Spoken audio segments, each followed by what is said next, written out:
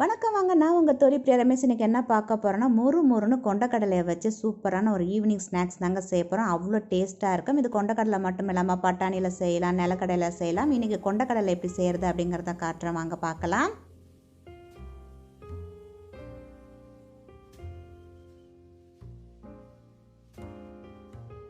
கொண்டக்கடலை வந்து பார்த்திங்கன்னா 1 கப்பு நான் எடுத்திருக்கேன். 1 கப்புங்கிறது 250 கிராமுக்கு.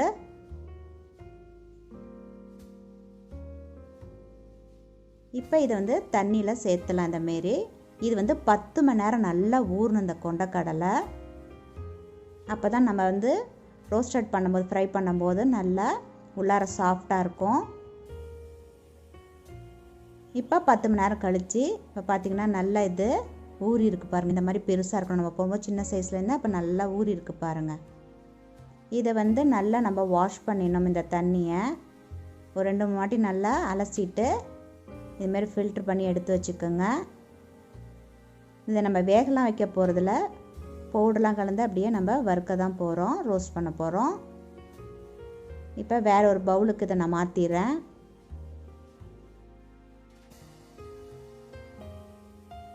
கடலை மாவு வந்து 5 ஸ்பூன் எடுத்திருக்கேன். அரிசி மாவு 2 ஸ்பூனு.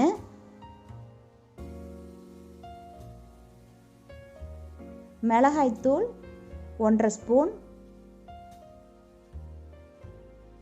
சோம்பு 1 ஸ்பூன். பெருங்காயம் 1 டீஸ்பூன். பூண்டு வந்து 4 பல் தோலை உரிச்சிட்டு தட்டி இந்தமாரி சேர்த்துக்கோங்க. நீங்கள் பேஸ்ட்டாக கூட சேர்த்துக்கலாம்.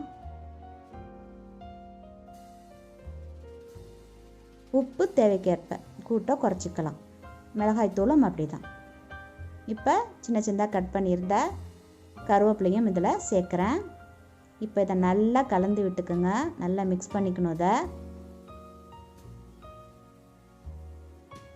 இதேமாரி பார்த்தீங்கன்னா நீங்கள் ஏற்கனவே சொன்ன மாதிரி நிலக்கடலைனா இருந்தால் அப்படியே நீங்கள் சேர்த்துக்கலாம். அதை ஊற வைக்க தேவை கிடையாது. நிலக்கடலை ஈஸியாக நீங்கள் 5 மினிட்ஸ்லேயே நீங்கள் செஞ்சு முடிச்சிடலாம். இன்றைக்கி கொண்டக்கடலை செஞ்சு காட்டணும் அப்படின்னு சொல்லிட்டு இன்றைக்கி காட்டியிருக்கேன் நான். சின்ன பசங்க சுண்டெல்லாம் சாப்பிடல அப்படின்னா நீங்கள் இந்த மாதிரி நிலக்கடலையோ கொண்டக்கடலையோ இந்த மாதிரி நீங்கள் செஞ்சு ஸ்நாக்ஸாக, ஈவினிங் ஸ்நாக்ஸாக கொடுத்தீங்கன்னா பசங்க விரும்பி சாப்பிடுவாங்க. பெரியவங்க வரைக்கும் சாப்பிட்ற அளவுக்கு அந்த அளவுக்கு டேஸ்ட்டும் நல்லாயிருக்கும். இது ஒரே விஷயம் என்னென்னா உப்பும் உரப்பும் மட்டும், அதாவது உங்கள் டேஸ்ட்டு தகுந்த மாதிரி கூட்டியாக குறைச்சிக்கோங்க. தண்ணியை தடன்னு விட்டாமல் லைட்டாக தெளித்து நல்லா இந்தமாரி பிசைஞ்சிங்க. ஒரு 10 நிமிஷம் இது நல்லா ஊறணும். இது இப்போ எண்ணெயை வந்து நான் மிதமான தீயில காய்ச்சிருக்கேன். ஹை ஃப்ளேமில் வந்து வைக்காதீங்க எண்ணெயை, டக்குன்னு அது டர்ன் ப்ரௌன் ஆகிடும். அது கொஞ்சம் கொஞ்சமாக இந்த மாதிரி உதிர்த்து விட்ட மாரி போட்டு விடுங்க.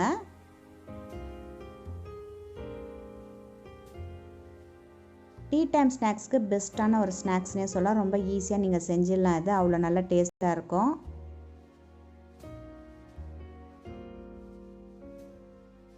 சுண்டல் சாப்பிடாத குழந்தைங்கள்லாம் பார்த்திங்கன்னா விரும்பி இதை சாப்பிடுவாங்க. அவ்வளோ நல்லாயிருக்கும். இது ஒன்று மேலே ஒன்று போடாமல் லைட்டாக அப்படியே உதுத்து விட்டு கொஞ்சம் தள்ளியாக போட்டுக்கோங்க நீங்கள். இதை மாதிரி இது வந்து பார்த்திங்கன்னா உள்ளார சாஃப்டாக இருக்கணுங்க. வெளியில் வந்து பார்த்திங்கன்னா உங்களுக்கு நல்லா ரோஸ்டடாக இருக்கும். அந்த அளவுக்கு இருக்கணும். இது அப்படியே திருப்பி விடணும். ஒரே பக்கமாக இருந்தோம்னா ப்ரௌன் ஆகிடும்.